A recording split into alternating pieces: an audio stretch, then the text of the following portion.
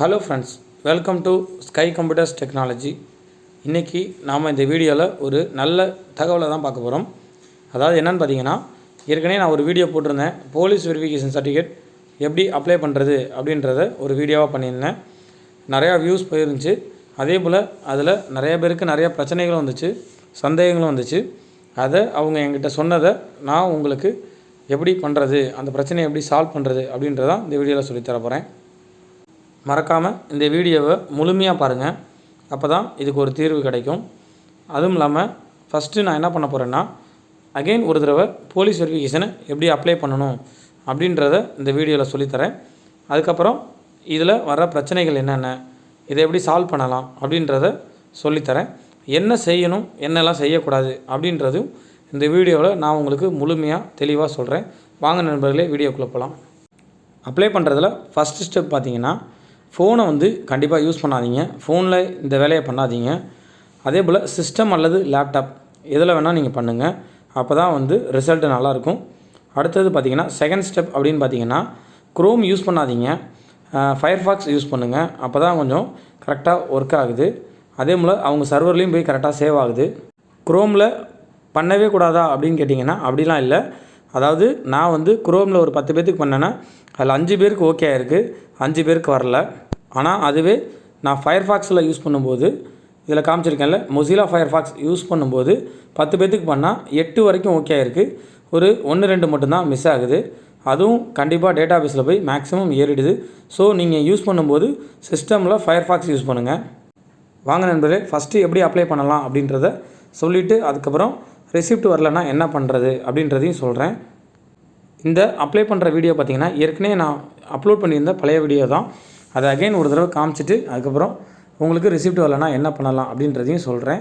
நான் க்ரோமில் தான் இதை பண்ணினேன். இது ஏற்கனவே சக்ஸஸ்ஃபுல்லாக ரெசிப்ட் வந்த வீடியோ. ஸோ நீங்கள் இதை பார்த்து க்ரோமில் பண்ண வேணாம், நீங்கள் ஃபயர்ஃபாக்ஸ் யூஸ் பண்ணிக்கோங்க.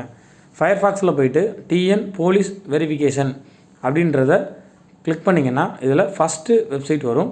இந்த வெப்சைட்டில் ஓப்பன் பண்ணிக்கோங்க. மன்னிக்கணும், இன்னொரு ஸ்டெப்பை சொல்ல மறந்துட்டேன். அதாவது என்ன பார்த்திங்கன்னா, நீங்கள் இந்த வெப்சைட்டுக்குள்ளே வர்றதுக்கு முன்னாடி உங்களோட ஃபோட்டோ, ஆதார் கார்டை க்ராப் பண்ணி ரீசைஸ் பண்ணி கரெக்டாக வச்சுட்டு அதுக்கப்புறம் வெப்சைட்டுக்குள்ளே வாங்க. வெப்சைட்டை ஓப்பன் பண்ணதுக்கப்புறம் இதில் சிட்டிசன் அப்படின்ட்டு இருக்குது பாருங்கள், பெய்டு, அதை கிளிக் பண்ணுங்கள். அதில் பெய்டில் ஃபஸ்ட் ஆப்ஷன் நியூ ரெக்வெஸ்ட் இருக்குது பாருங்கள், அந்த ஆப்ஷனை கிளிக் பண்ணிக்கோங்க. கிளிக் பண்ணிங்கன்னா உங்களுக்கு இந்த மாதிரி ஒரு இன்டிமேஷன் காமிக்கும். இதில் நீங்கள் ப்ரொசீட் அப்படின்றத கிளிக் பண்ணிக்கோங்க. இந்த வெப்சைட்டை பொறுத்த வரைக்கும் கொஞ்சம் ஸ்லோவாக தான் வேலை பார்க்கும். பொறுமையாக ஹேண்டில் பண்ணுங்கள், டக்குன்னு ஓப்பன் பண்ணாதீங்க. அதே போல் அடுத்தது பார்த்திங்கன்னா, சர்வீஸ் டைப்பில் பார்த்திங்கன்னா ஜாப் வெரிஃபிகேஷன் கொடுக்க வேணாம், செல்ஃப் வெரிஃபிகேஷன் கொடுத்துக்கோங்க. நீங்கள் வேலைக்கே அப்ளை பண்ணுறதா இருந்தாலும் நீங்கள் செல்ஃப் வெரிஃபிகேஷன்றதை கிளிக் பண்ணிக்கோங்க. அடுத்தது பார்த்திங்கன்னா, மொபைல் நம்பர் கேட்டிருக்காங்க. ஸோ உங்களோட மொபைல் நம்பர் மேக்ஸிமம் ஆதாரில் இணைச்ச நம்பரை கொடுங்க, அப்படி இல்லைனாலும் பிரச்சனை இல்லை. ஸோ மொபைல் நம்பரை கொடுத்துட்டு கீழே கேப்சா கேட்டிருக்காங்க, அந்த கேப்சா கொடுத்துட்டு சென்ட் ஓடிபி அப்படின்றத கிளிக் பண்ணுங்கள். கிளிக் பண்ணிங்கன்னா உங்களுக்கு ஓடிபி சென்ட் ஆகும். கொஞ்சம் லோட் ஆகிட்டு சென்ட் ஆகும். அதுக்கப்புறம் பார்த்திங்கன்னா ஓடிபி இருக்குது. ஸோ நீங்கள் ஓடிபியை கொடுத்தாலும் கீழே ஒரு கேப்சா இருக்குது, அந்த கேப்சாவை திரும்ப மறுபடியும் கொடுக்கணும். ஃபஸ்ட்டு கொடுத்தது வேறு கேப்சா, இப்போ கொடுக்க போகிறது வேறு கேப்சா.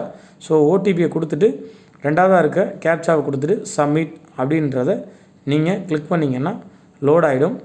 ஒரு அப்ளிகேஷன் ஃபார்ம் மாதிரி வரும். ஸோ இந்த அப்ளிகேஷன் ஃபார்மை நீங்கள் கரெக்டாக பார்த்து ஃபில் பண்ணிக்கோங்க. இதில் ஒன்றும் இல்லைங்க, உங்களோட name, address, date of birth, mail ID இதை மட்டும் தான் கேட்டிருக்காங்க. இதை நீங்கள் கரெக்டாக பார்த்து என்ட்ரு பண்ணிக்கோங்க. ஸ்பெல்லிங் மிஸ்டேக் இல்லாமல் கரெக்டாக பார்த்து என்ட்ரு பண்ணிக்கோங்க. இங்கே பாருங்கள், நான் கஸ்டமரோட டீட்டெயிலை என்ட்ரு பண்ணுறேங்க. உங்களோட நேமை என்ட்ரு பண்ணிட்டேன். ஸோ ஜென்ஸாக இருந்தால் மிஸ்டர், லேடிஸாக இருந்தால் மிஸ்ஸஸ் அப்படின்னு சொல்லி கொடுத்துக்கோங்க. அதுக்கப்புறம் பார்த்திங்கன்னா இதில் பார்த்திங்கன்னா அப்பா பேர் கொடுத்துருக்கேன், சன் ஆஃப் அப்படின்னு சொல்லி அவங்களோட அப்பா பேரை என்ட்ரு பண்ணியிருக்கேன். உங்களுக்கு நீங்கள் அப்ளை பண்ணுறதா இருந்தால் உங்களோட அப்பா பேரை கரெக்டாக என்ட்ரு பண்ணிக்கோங்க. ஃபாதர் நேமுக்கு இனிஷியல் கட்டாயமானு கேட்டிங்கன்னா, ஃபாதர் நேமுக்கு இனிஷியல் கட்டாயம் இல்லை, ஆனால் உங்கள் நேமுக்கு நேம் ஸ்பேஸ் இனிஷியல் அப்படின்னு போட்டுக்கோங்க. அடுத்தது பார்த்திங்கன்னா date of birth. So date of பர்த்தை கேலண்டர் ஓப்பன் ஆகும். ஃபஸ்ட்டு இயர் சூஸ் பண்ணிக்கோங்க, அடுத்தது மந்த்து சூஸ் பண்ணிக்கோங்க, அதுக்கப்புறம் லாஸ்ட்டாக டேட்டு போடுங்க. இயரு, மந்த்து, டேட்டு சூஸ் பண்ணிக்கோங்க.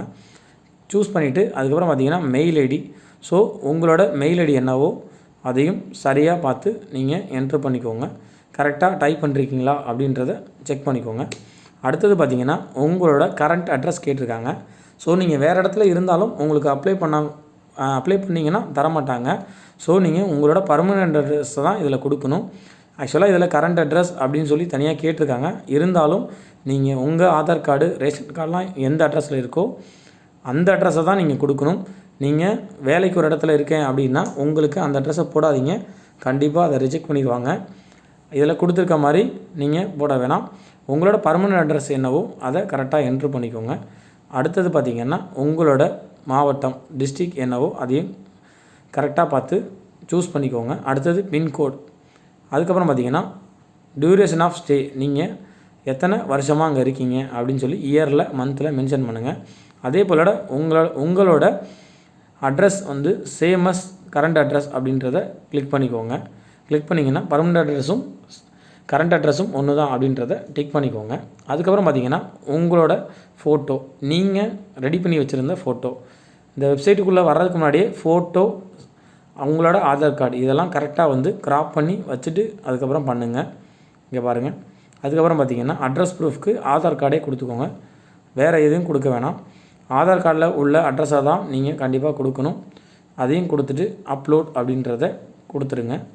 உங்களோட ஆதார் கார்டு வந்து அப்லோட் ஆகிடும். ஸோ எல்லாம் சரியாக இருக்கும் பட்சத்தில் நீங்கள் கீழே ஒரு டிக்ளரேஷன் இருக்குது, அந்த டிக்ளரேஷனை டிக் கொடுத்துக்கோங்க. கொடுத்துட்டு மேலே ஒரு தடவை அகைன் ஒரு தடவை எல்லாம் சரியாக என்ட்ரு பண்ணியிருக்கோமா அப்படின்றத நீங்கள் ஒரு தடவை வந்து உறுதிப்படுத்திக்கோங்க.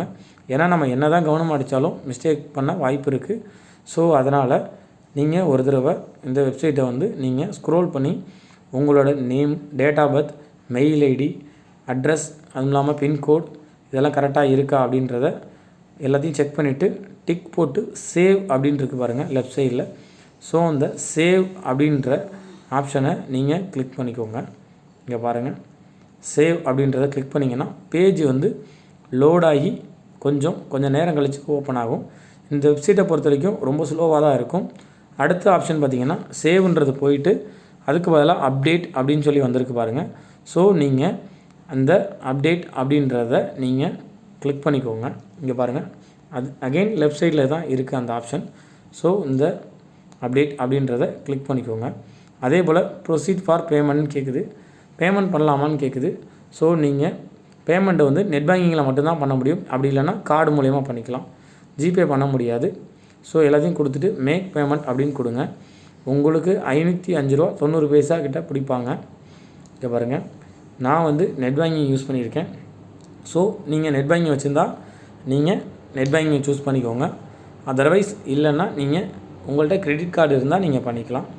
ஸோ இங்கே பாருங்கள், நான் என்னோடய நெட் பேங்கிங்கை சூஸ் பண்ணிக்கிட்டேன். பேமெண்ட்டும் சக்ஸஸ்ஃபுல்லாக டெபிட் ஆகிடுச்சு. இங்கே பாருங்கள், இது மாதிரி உங்களுக்கு ஓகே ஆகிடுச்சுன்னா இந்த மாதிரி ஒரு பேஜ் வரும். இதில் ரைட் சைடு கார்னரில் டாப்பில் பிரிண்ட் ரெசிப்ட் அப்படின்னு இருக்குது பாருங்கள். ஸோ உங்களுக்கு ஒரு பிவிஆர் நம்பர் வந்துடும். பத்தாவதுக்கு பார்த்தீங்கன்னா ரைட் சைடில் பிரிண்ட் ரெசிப்ட் அப்படின்னு சொல்லி இருக்கும். இந்த மாதிரி வந்துட்டாலே உங்களுக்கு சக்ஸஸ்ஃபுல்லாக வந்துருச்சுன்னு அர்த்தம். சம்டைம்ஸ் நமக்கு இந்த மாதிரி வராமலும் போகலாம். நீங்கள் இந்த மாதிரி வந்துச்சுன்னா பிரிண்ட் ரெசிப்ட் அப்படின்னு சொல்லி கொடுத்து ஃபஸ்ட்டு இதை நீங்கள் சேவ் பண்ணி வச்சுக்கோங்க. 2 காப்பி பிரிண்ட் அவுட் எடுத்து வச்சுக்கோங்க. இது ஆட்டோமேட்டிக்காக உங்கள் ஸ்டேஷனுக்கு, நீங்கள் எந்த ஏரியா ஸ்டேஷனுக்காக அப்ளை பண்ணியிருந்தீங்களோ அந்த ஏரியா ஸ்டேஷனுக்கு அவங்களுக்கு போலீஸுக்கு இந்த டீட்டெயில்ஸ் எல்லாம் நீங்கள் கரெக்டாக பேமெண்ட் பண்ணியிருந்தீங்கன்னா கரெக்டாக போயிடும்.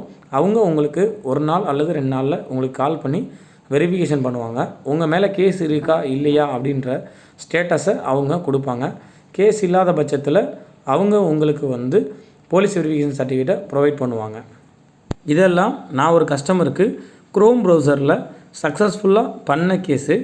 இது இன்னொரு கஸ்டமருக்கு நான் வந்து ஃபயர்ஃபாக்ஸில் பண்ணேன். அது ஃபெயிலியர் ஆகிடுச்சு. அது எப்படி அப்படின்றத காமிக்கிறேன். அவங்களுக்கு மற்ற வேலையெல்லாம் முடிச்சுட்டு ஓடிபி போட்டு பேமெண்ட் கட்டும்போது அவங்களுக்கு வந்து பேமெண்ட் எல்லாமே என்கிட்டேருந்து டெபிட் ஆகிடுச்சு சக்ஸஸ்ஃபுல்லாக. இங்கே பாருங்கள், பேமெண்ட் சக்ஸஸ்ஃபுல் அப்படின்னு மெசேஜும் வந்துருச்சு. என்கிட்டேருந்து அமௌண்ட்டும் டெபிட் ஆகிடுச்சு. ஆனால் என்ன நடக்குது அப்படின்றத நீங்களே பாருங்கள். கடைசியில் பார்த்திங்கன்னா எந்த ரெசிப்ட்டுமே வரல. ஆனால் இந்த வேலையை நான் வந்து ஃபயர்ஃபாக்ஸில் பண்ணுறேன், மொசிலா ஃபயர்ஃபாக்ஸில் பண்ணுறேன். ஆனால் எனக்கு எந்த ரசீதுமே வரலை, எந்த ரெசிப்ட்டுமே வரல. ஸோ நான் இந்த மாதிரி பிரச்சனை வர்றப்ப நான் என்ன பண்ணுறது அப்படின்னா, ஆல்ரெடி பேமெண்ட் சக்ஸஸ்ஃபுல் அப்படின்னு வந்துச்சு பார்த்தீங்களா, அந்த மெசேஜை ஒரு ஸ்க்ரீன்ஷாட் ஸ்னிப்பிங் டூல் போட்டு ஸ்க்ரீன்ஷாட் எடுத்து வச்சுக்கோங்க, ஒரு சேஃப்டி பர்பஸ்க்காக. இது இல்லாமல் உங்களோட நெட் பேங்கிங்கில் அமௌண்ட் டெபிட் ஆகிருக்கும், அதுக்கான மெசேஜையும் நீங்கள் ஸ்க்ரீன்ஷாட் எடுத்து அதையும் சேவ் பண்ணி வச்சுக்கோங்க. இங்கே பாருங்கள், அகெயின் நான் ட்ரை அகெயின்லாம் நிறையா இது கொடுத்துட்டேன், இருந்தாலும் பார்த்திங்கன்னா எந்த ஒரு ரெஸ்பான்ஸும் இல்லை. ஆனால் நான் வந்து ஃபயர்ஃபாக்ஸில் தான் பண்ணுறேன், அப்போ ஃபெயிலியரும் ஆகுது. ஃபயர்ஃபாக்ஸில் பண்ணாலும் ஃபெயிலியர் ஆகுது. ஆனால் இதை நான் எப்படி ஹேண்டில் பண்ணினேன் அப்படின்ற அனுபவத்தை தான் உங்களுக்கு நான் சொல்கிறேன். ஸோ குரோமில் பண்ண இந்த மாதிரி ஃபெயிலியர்னு வந்த எந்த இதுவுமே வந்து ஓகே ஆகலை. ஆனால் நான் ஃபயர்ஃபாக்ஸில் பண்ண இந்த ஃபெயிலியர் பார்த்திங்கன்னா கடைசியாக அந்த கஸ்டமருக்கு சக்ஸஸ்ஃபுல்லாக ஸ்டேஷனுக்கு போயிடுச்சு. அதனால தான் நண்பர்களே நான் உங்கள்கிட்ட சொல்கிறேன், ஃபயர்ஃபாக்ஸில் பண்ணும்போது உங்களுக்கு வந்து இங்கே ஃபெயிலியர்னு காட்டினாலும் மேக்ஸிமம் வந்து ஸ்டேஷனுக்கு வந்து சக்ஸஸ்ஃபுல்லாக போயிடும். அவங்க உங்களுக்கு கூப்பிட்டு வெரிஃபை பண்ணுவாங்க. நீங்கள் மறக்காமல் இந்த மாதிரி பேமெண்ட் சக்ஸஸ்ஃபுல் அப்படின்னு சொல்லி எதுவும் மெசேஜ் வந்துச்சுன்னா நீங்கள் அதை சேவ் பண்ணி வச்சுக்கோங்க. ஓகே நண்பர்களே, நமக்கு ஓரளவுக்கு இந்த போலீஸ் வெரிஃபிகேஷன் பற்றின சந்தேகம் ஓரளவுக்கு தீர்ந்திருக்கும். ஓகே, நீங்கள் இன்னொன்று கேட்கலாம், ஓகே ப்ரோ, நான் வந்து உங்கள் வீடியோ பார்க்குறதுக்கு முன்னாடி குரோமில் அப்ளை பண்ணிட்டேன், மொபைலில் பண்ணிட்டேன், ஆனால் ரெசிப்ட் வரல, ஆனால் இதை எப்படி நான் வந்து சக்ஸஸ்ஃபுல்லாக அதை கொண்டு போகிறது அப்படின்னு கேட்டிங்கன்னா, இதே மாதிரி தான் எனக்கும் ஒரு ப்ராப்ளம் சந்தித்தேன். என்னன்னு பார்த்தீங்கன்னா, நான் ஒரு கஸ்டமருக்கு குரோமில் பண்ணும்போது ஃபெயிலியர் ஆகிடுச்சு. ஆனால் அதை நான் வந்து ஃபாலோ பண்ணி பார்க்கும்போது கடைசியில் பார்த்திங்கன்னா அவங்க ஒரு கஸ்டமர் கேர் நம்பர் மாதிரி கொடுத்துருக்காங்க. அந்த நம்பரை கொடுத்து கால் பண்ணால் ஒவ்வொருத்தங்க ஒவ்வொரு நம்பராக கொடுக்குறாங்க. ஆனால் பேசின எல்லாமே வந்து போலீஸோட கஸ்டமர் கேருக்கு தான் போகுது. என்கிட்ட பேசுனதும் எல்லாருமே போலீஸ் தான் பேசுனாங்க. ஆனால் அவங்க என்ன சொல்கிறாங்கன்னா, உங்களுக்கு டெபிட் ஆன அமௌண்ட்டோட ரெசிப்ட் எடுத்துகிட்டு நேராக எஸ்பி ஆஃபீஸ்க்கு வாங்க அப்படின்னு சொல்லி என்கிட்ட சொன்னாங்க. ஆனால் நண்பர்களே, நாம் வந்து ஒரு அர்ஜென்ட்டுக்கு தான் இந்த வேலையை பண்ணுறோம். ஆனால் இதை எஸ்பி ஆஃபீஸ்க்கு எடுத்துகிட்டு போயிட்டு நாம் இதை ஃபாலோ பண்ணுறது நமக்கு டைம் இருக்காது. இன்னொன்று, அந்த எஸ்பி ஆஃபீஸ்க்கு எடுத்துகிட்டு போகிறதுக்கு நாம் அமௌண்ட்டு 500 ரூபாயை நம்ம யோசித்தோன்னா நாம் பெட்ரோலுக்கே 500 ரூபாய்க்கு மேலே செலவு பண்ண வேண்டியிருக்கும். ஸோ இது வந்து ஆகாத காரியம். அதனால் நான் வந்து அந்த கஸ்டமருக்கு திரும்ப அகைன் மொசிலாவில் அடுத்த நாள் பண்ணேன், ஓகே ஆயிடுச்சு. இந்த மாதிரி உங்களுக்கு எதுவும் பிரச்சனைகள் வந்துச்சுன்னா நீங்கள் என்னோடய வாட்ஸ்அப் நம்பர் தரேன், எனக்கு கால் பண்ணுங்கள் அல்லது வாட்ஸ்அப் மெசேஜ் பண்ணுங்கள். நான் வந்து எனக்கு தெரிஞ்ச விஷயங்களை நான் உங்களுக்கு சொல்கிறேன். மேபி நீங்கள் உங்களுக்கு ரெசிப்ட் வரலன்னா அந்த ஸ்க்ரீன்ஷாட்டை எடுத்து கொண்டு போயிட்டு உங்கள் லோக்கல் ஸ்டேஷனில் ஃபாலோ பண்ணி பாருங்கள். சம்டைம்ஸ் கிடைக்கிறதுக்கு வாய்ப்பு இருக்குது. என்னோடய நண்பர்கள் சில பேர் இது மாதிரி வாங்கியிருக்காங்க. என்னதான் இருந்தாலும் ரெசிப்ட் வந்துருச்சுன்னா பிரச்சனை இல்லை, வராமல் போயிடுச்சுன்னா ரொம்ப சிக்கலுங்க. இவங்க கஸ்டமர் கேர்னு சொல்லி போலீஸோட நம்பரே கொடுக்குறாங்க. இருந்தாலும் அவங்கள்ட்டேருந்து எந்த தகவலும் சரியான பதிலும் கிடைக்க மாட்டேங்குது. நேராக வந்து எழுதி கொடுக்க சொல்கிறாங்க, அதுக்கு நமக்கான நேரங்கள் இல்லை. மெயில் பண்ணுறதுக்கான ஆப்ஷனும் எதுவும் பெருசாக இதில் கொடுக்கல. இதுக்கு என்னை பொறுத்த வரைக்கும் என்ன தான் சொல்யூஷன் பார்த்திங்கன்னா, மேபி இந்த பிரச்சனையை யாராவது பெரிய இடத்துல ஹேண்டில் பண்ணும்போது அவங்க இதை வந்து கவர்மெண்ட் சைடுக்கு கொண்டு போகிற ஆளாக இருந்தாங்கன்னா இந்த பிரச்சனைக்கு தீர்வு பார்த்தா கொஞ்சம் நல்லாயிருக்கும். நாம் இதை வந்து எந்த வகையிலையுமே இதை வந்து சரி பண்ணுறது ரொம்ப கஷ்டமான விஷயமா இருக்குது. நானும் நிறைய பேர்த்துக்கு இதை ஃபாலோ பண்ணி கொடுத்துட்டேன். முடிஞ்ச வரைக்கும் சில பேருக்கு தான் ஆன்சர் கிடைக்கிது. அதுக்கு தான் சொல்கிறேன், நீங்கள் வந்து ஃபஸ்ட்டு மொபைலில் பண்ணாதீங்க. ரெண்டாவது விஷயம் சிஸ்டமில் பண்ணுங்கள். மூணாவது விஷயம் பார்த்திங்கன்னா, அப்ளிகேஷனை நீங்கள் ஃபில் பண்ணுறதுக்கு முன்னாடி ஃபோட்டோ, ஆதார் கார்டு இதெல்லாம் கரெக்டாக கிராப் பண்ணி வச்சுட்டு அதுக்கப்புறம் அப்ளை பண்ணுங்கள். ஓகே நண்பர்களே, இந்த வீடியோ ரொம்ப லென்த்தாக போயிடுச்சு. என்னோடய வாட்ஸ்அப் நம்பர் தரேன், கால் பண்ணுங்கள் அல்லது வேறு ஏதாவது டவுட்னால் வாட்ஸ்அப்பில் மெசேஜ் பண்ணுங்கள். இந்த விஷயம் உங்களுக்கு பயனுள்ளதாக இருந்துச்சுன்னா நம்ம சேனலை சப்ஸ்கிரைப் பண்ணுங்கள், ஒரு லைக் பண்ணுங்கள், நண்பர்களுக்கும் ஷேர் பண்ணுங்கள். நன்றி, வணக்கம்.